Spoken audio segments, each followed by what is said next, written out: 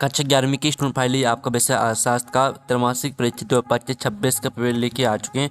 आप लोग बहुत सारे यहाँ पर कमेंट रहे थे त्रैमासिक परीक्षा का अर्थशास्त्र का पेपर लाओ। तो इस वीडियो में हम आपका अर्थशास्त्र का जो पूरा पेपर है वो कंप्लीट करने वाले हैं। तो इस वीडियो को आपको ध्यान से देखना है और वीडियो को लाइक कर लीजिए, चैनल को सब्सक्राइब कर लीजिए और साथ ही इस वीडियो को आपको अपने दोस्तों तक शेयर कर देना है। आप यहाँ पर देख लीजिए त्रैमासिक परीक्षा 2025-26 कक्षा 11वीं विषय अर्थशास्त्र पूर्णांक 80 अंक रहेगा। इसमें आपका 3 घंटे रहने वाला है। निर्देश आता सही प्रश्न करना अनिवार्य, तो आप निर्देश पढ़ लीजिएगा।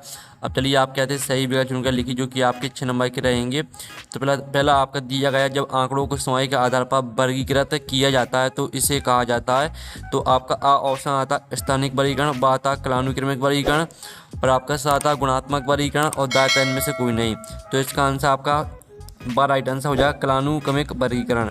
फिर आपका दूसरा आता है भारत में योजना आयोग की स्थापना किस वर्ष की गई थी। तो आपका आ ऑप्शन आता है 1947, ब 1948, स ऑप्शन 1949 दिया गया और द ऑप्शन आपको 1950 दिया गया है।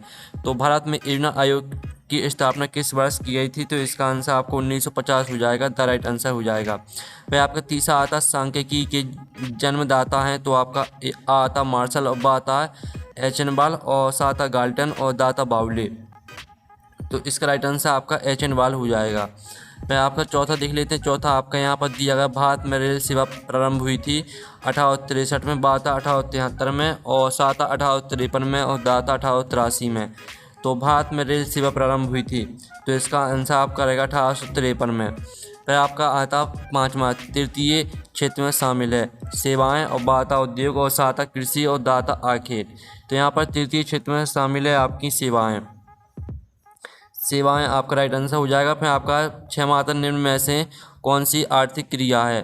तो आपका आ आता उपभोग, बाता वितरण और साता उत्पादन और दाता इनमें सभी। तो निम्न में से कौन सी आर्थिक क्रिया है। तो इसका आंसर आपका हो जाएगा इनमें सभी। ठीक है, इस तरह से आपके जो हैं सही विकल्प 6 नंबर के कंप्लीट हो जाते हैं। आपने अच्छे से याद कर लिए होंगे और वीडियो को आपको लाइक जरूर कर लेना, क्योंकि आप लोग वीडियो को लाइक नहीं करते हो। तो जो लाइक का बटन है उसे जरूर से दबा दीजिए, चैनल को भी सब्सक्राइब कर लीजिए, घंटी को ऑल प्रेस कर लीजिए। फिर आपका प्रश्न दूसरा आता रिक्त स्थानों में पूर्ति कीजिए जो कि आपके 6 नंबर के रहने वाले हैं। पहला आता स्वतंत्रता प्राप्ति के समय किस क्षेत्र में उत्पादकता का स्तर, ठीक है, डॉट डॉट था, तो यहाँ पर निम्न था। तो निम्न आपका यहाँ पर राइट आंसर हो जाएगा पहले के स्थान का आंसर। फिर आपका दूसरा था नियोजित आर्थिक व्यवस्था में आर्थिक सस्ता का डॉट डॉट हो जाता है। तो यहाँ पर नियोजित आर्थिक व्यवस्था में आर्थिक सस्ता का माध्य हो जाता है। सॉरी, इसका जो आंसर रहेगा वो आपका, ठीक है, इसका आंसर आपको बता देते हैं। तो स्टूडेंट आपका जो इसका आंसर रहेगा वो हो जाएगा नियोजित आर्थिक व्यवस्था में आर्थिक सस्ता का पूर्ण नियंत्रण हो जाता है। ठीक है, पूर्ण नियंत्रण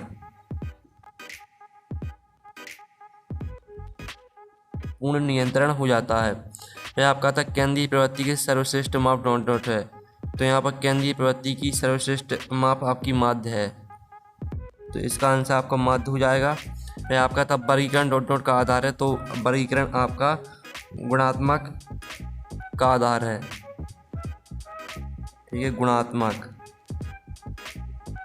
और जो आपका यहाँ पर दिया पाँचवा स्वतंत्रता से पूर्व डॉट डॉट उद्योग का केंद्रीयकरण बंगाल राज्य में था। तो इसका आंसर आपका हो जाएगा जूट। जूट आपका इसका आंसर रहेगा। और जो आपका आता है छठवां पूंजीवादी अर्थव्यवस्था में प्रत्येक साहसी अपने लाभ को अधिकतम करना चाहता है। तो इसका आंसर आपका हो जाएगा अधिकतम। इस तरह से जो रेगिस्तान है वो कंप्लीट हो जाते हैं। प्रश्न 3 आता है सत्ता का चयन करके लिखिए जो कि आपके 6 नंबर के रहेंगे। फिर आता है सूचक स्वयं प्रभाव प्रश्नावली भरते हैं। तो पहला आपका सत्य रहेगा और दूसरा आपका आता जटिल तत्वों को सांख्यिकी सरल रूप में प्रस्तुत करती है। तो आपका यह भी सत्य रहेगा। फिर आपका आता सम्मक तत्वों के समूह होते हैं। तो ये आपका सत्य हो जाएगा। और चौथा आता गुणात्मक तत्वों का सारणीय किया जा सकता है। तो ये आपका सत्य रहेगा। वर्गीकरण काल्पनिक आधार पर नहीं हो सकता। तो ये आपका सत्य रहेगा। और सरकारी प्रकाशन द्वितीयक सम्मक होते हैं। तो ये आपका असत्य रहेगा। इस तरह से आपके सत्य सत्य भी हो जाते हैं। अब चलिए आपका नेक्स्ट प्रश्न देख लेते हैं। प्रश्न 4 आता सही जुड़ी बनाइए जो कि आपकी 7 नंबर की रहने वाली हैं। स्तंभ आववा में आपकी सही जुड़ी दी गई। पहली आती राष्ट्रीय आय की गणना। तो इसको आपका दादा भाई नौराजी से मैच कर देना। दूसरी आती है भारत में प्रथम जनगणना, ठीक है, तो आपको 1881 से मैच कर देना दूसरी।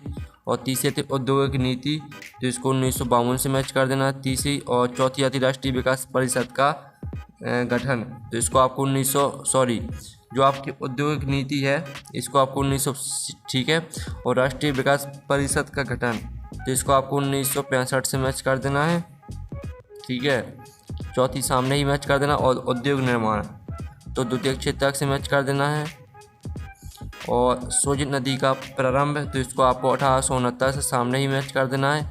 और संजय आवर्ती वक्र, तो इसको आपको ओजाई वक्र से मैच कर देना है।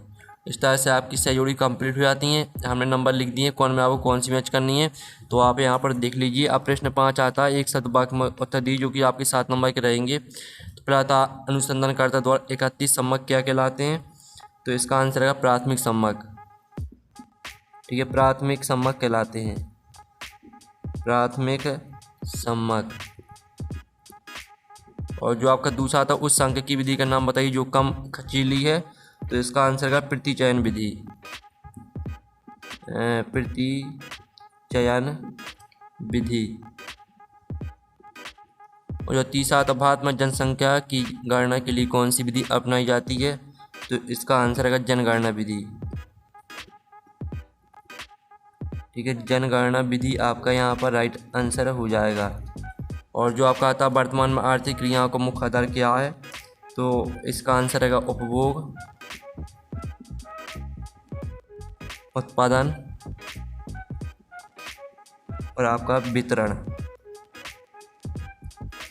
देन जो आपका आता है अर्थशास्त्र का जनक कौन है, तो इसका आंसर है एडम स्मिथ, एडम स्मिथ आपका यहाँ पर राइट आंसर हो जाएगा। और जो आता आर्थिक क्रिया से क्या अभिप्राय है, तो आर्थिक क्रिया आपकी धन से संबंधित क्रिया है, ठीक है, धन से संबंधित क्रिया ही आपका आंसर रहेगा पक्षमी का। और सातवां एक वचन में सांख्यिकी वो क्या कहा जाता है, तो एक वचन में सांख्यिकी को सांख्यिकीय विधियाँ कहा जाता है, ठीक है, इसका आंसर आपका रहेगा सांख्यिकीय विधियाँ।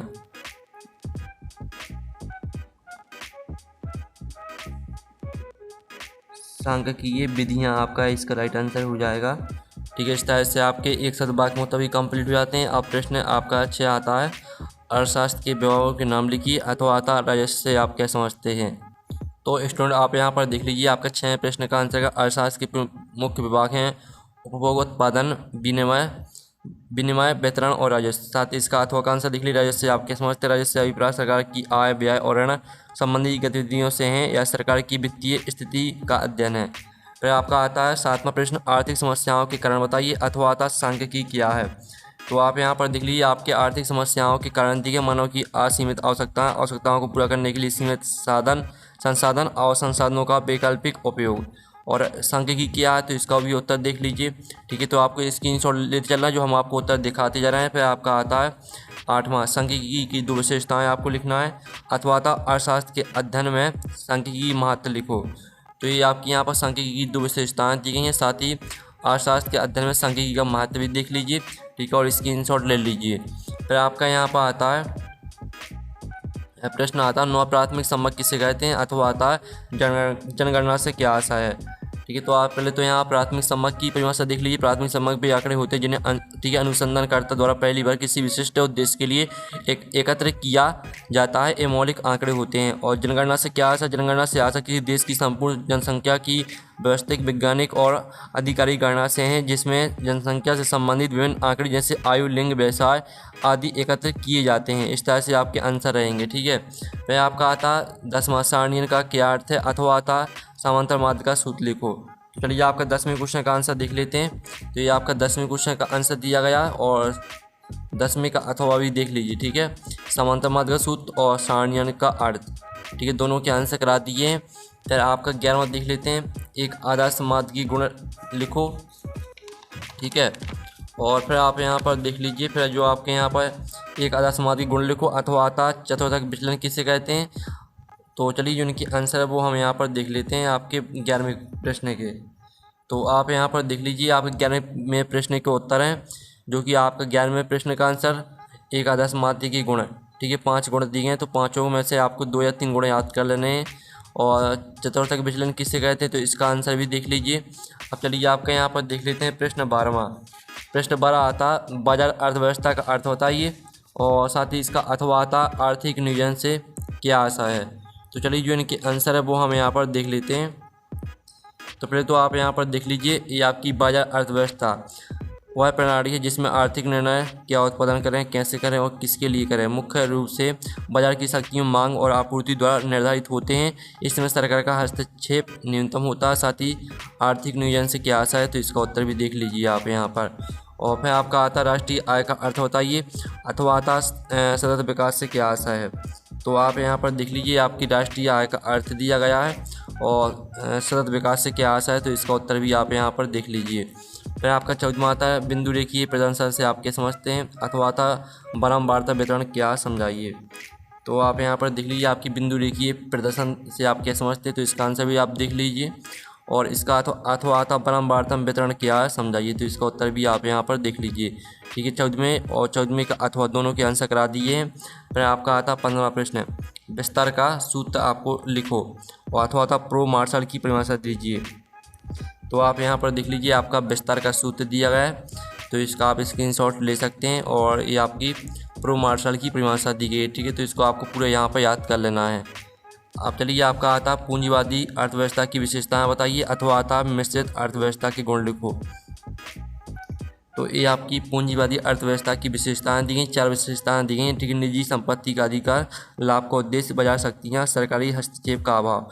चारों विशेषताओं को याद कर लेना। साथ ही इसका अथवा का आंसर देख लीजिए, मिश्रित अर्थव्यवस्था के गुण। ठीक है, तो इसका भी आप स्क्रीनशॉट ले लीजिए। फिर आपका था सांख्यिकी विधियाँ क्या है, उनके नाम लिखो, अथवा आता आर्थिक और गैर आर्थिक गतिविधियों में अंतर स्पष्ट कीजिए। तो चलिए आपका 17वें प्रश्न का आंसर देख लेते हैं। तो ये आपका 17वें प्रश्न का आंसर दिया गया है। ठीक है, सांख्यिकी विधियाँ क्या है, साथ ही विधियों के नाम भी दिए गए हैं आपके। अथवा का आंसर देख लीजिए, आर्थिक और गैर आर्थिक विधियों में अंतर आपका दिया गया है। ठीक है, फिर आप यहाँ पर देख सकते हैं, प्राथमिक आंकड़ों एवं द्वितीयक आंकड़ों में अंतर स्पष्ट करो, अथवा होता जनगणना विधि द्वारा सर्वेक्षण में आने वाली समस्या बताइए। तो ये आपका प्राथमिक आंकड़े द्वितीयक आंकड़े में अंतर दिया गया है, इसका स्क्रीनशॉट ले लीजिए। और साथ ही आपका जनगणना विधि द्वारा सर्वेक्षण में आने वाली समस्याएं दी गई, तो इनका भी स्क्रीनशॉट आप ले लीजिए। और फिर आपका आता निम्न आंकड़ों से समांतर माध्य ज्ञात करना है आपको इनका। और अथवा आता गतिहीन अर्थव्यवस्था से क्या तात्पर्य, क्या ब्रिटिश शासन के दौरान भारतीय अर्थव्यवस्था गतिहीन थी। चलिए जो इनके उत्तर है वो देख लेते हैं। तो पहले तो आप 19वें क्वेश्चन का आंसर देख लीजिए, आपका समांतर माध्य आपको इस तरह से निकालना है। ठीक है, तो इसका आप स्क्रीनशॉट ले लीजिए। और ये आपका अथवा वाले का आंसर, तो इसका भी आप स्क्रीनशॉट ले लीजिए। ठीक है, और वीडियो को लाइक भी कर लीजिए। फिर आपका यहाँ पर देख लेते हैं 20वां प्रश्नावली किसे कहते हैं, एक अच्छी प्रश्नावली की विशेषताएं लिखिए, अथवा था भारतीय अर्थव्यवस्था में कृषि के महत्व की व्याख्या कीजिए। तो चलिए आपका 20वें प्रश्न का आंसर देख लेते हैं। तो ये आपका 20वें प्रश्न का आंसर है, प्रश्नावली किसे कहते हैं, एक अच्छी प्रश्नावली की विशेषताएं लिखनी थी। तो ये आपकी प्रश्नावली की परिभाषा दी गई, साथ ही इसकी विशेषताएं देख लीजिए। और ये आपका अथवा का आंसर दिया गया, भारतीय अर्थव्यवस्था में कृषि के महत्व की आपको व्याख्या करनी थी। तो ये आपकी भारतीय अर्थव्यवस्था में कृषि के महत्व की व्याख्या, तो इसका भी ये स्क्रीनशॉट आप ले लीजिए। और जो आपका आता है प्राथमिक आंकड़ों के संग्रहण की विभिन्न विधियों की व्याख्या कीजिए, अथवा आता साक्षात्कार का उदाहरण प्रारूप बनाइए। तो चलिए आपके 21वें क्वेश्चन का आंसर देख लेते हैं। तो ये आपके 21वें क्वेश्चन का आंसर दिया गया, तो इसका भी आप स्क्रीनशॉट ले लीजिए। और ये आपका 21वें का अथवा का आंसर दिया गया, तो इसका भी आप स्क्रीनशॉट ले लीजिए। ठीक है, अब चलिए आपका आता है 22वां प्रश्न। तो 22वां प्रश्न आपका आता माध्यिका क्या है, इसकी गणना कैसे की जाती है, और अथवा आता अनुसंधान में सांख्यिकीय महत्व स्पष्ट कीजिए। चलिए आपका 22वें प्रश्न का आंसर हम देख लेते हैं। तो ये आपका 22वें प्रश्न का आंसर दिया गया, तो इसका आप स्क्रीनशॉट ले लीजिए। और ये आपका 22वें का अथवा का आंसर दिया गया, तो इसका भी आप स्क्रीनशॉट ले लीजिए। अब चलिए आपका 23वां प्रश्न हम यहाँ पर देख लेते हैं। तो ये आपका 23वां प्रश्न दिया, पंचवर्षीय योजनाओं के लक्ष्यों की संक्षेप में व्याख्या कीजिए, साथ ही इसका अथवा वाला प्रश्न भी देख लीजिए। तो आपका 23वें क्वेश्चन का आंसर आप देख लीजिए। ये आपका 23वें क्वेश्चन का आंसर दिया गया है पूरा का पूरा। ठीक है, स्क्रीनशॉट आप ले सकते हैं। और ये आपका अथवा का आंसर दिया गया, तो इसका भी आप स्क्रीनशॉट ले लीजिए। ठीक है, इस तरह से आपका पूरा यहाँ पर आंसर कंप्लीट हो जाता है 23वें क्वेश्चन का अथवा का। तो आपका जो पेपर है पूरा कंप्लीट करा दिया। इसका PDF डाउनलोड करना चाहते हैं तो लिंक वीडियो के डिस्क्रिप्शन में दी गई है, तो आप वहाँ से पेपर का PDF डाउनलोड कर सकते हैं। तो नेक्स्ट वीडियो में थैंक्स फॉर वॉचिंग।